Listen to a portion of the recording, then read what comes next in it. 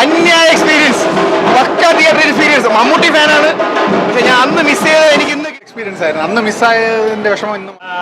മണിച്ച് release പടിയൊക്കെ release ചെയ്തവരെ അതുപോലെ തന്നെ നല്ല രീതിയിൽ ചോട്ടമുമ്പേ കയറും, നല്ല രീതിയിൽ കളക്ഷൻ വരും.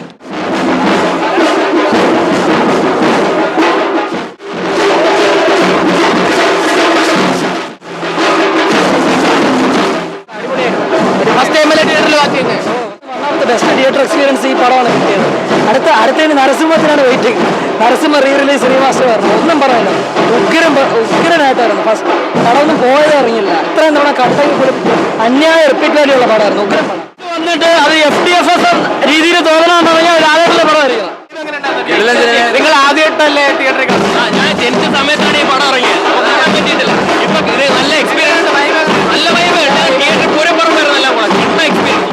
നല്ല സിനിമ. ലാലേട്ടൻ എങ്ങനെയുണ്ടായിരുന്നു? വൈബ് എങ്ങനെയുണ്ടായിരുന്നു? തിയേറ്ററിലുള്ള വൈബ് എങ്ങനെയുണ്ടായിരുന്നു എന്ന് പറഞ്ഞാൽ ഞാൻ പഴയ സിനിമയ്ക്ക് തിയേറ്ററിൽ ഞാൻ അപ്പൊ ഇല്ലേ, അപ്പൊ ഒരു പുതിയൊരു സിനിമ കണ്ട വൈബായിരുന്നു, കീഴായിരുന്നു. സൂപ്പർ പടം, സൂപ്പർ പടം. എങ്ങനെയുണ്ട്? നല്ല സൂപ്പർ പടം, നല്ല വൈബായിരുന്നു. ഡാൻസ് നല്ല വൈബ്.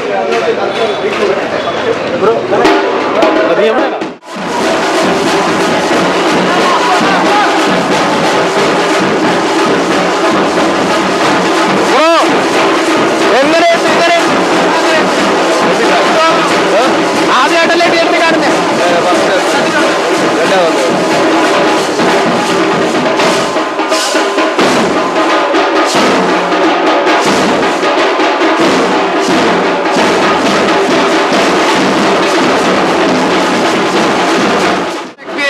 അതുപോലെ ഈ പറഞ്ഞ തിയേറ്ററിൽ കണ്ടിട്ടില്ലേ?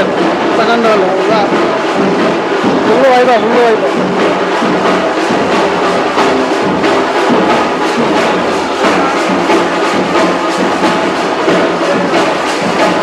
എങ്ങനെയുണ്ടായിരുന്നു എക്സ്പീരിയൻസ്? Super experience.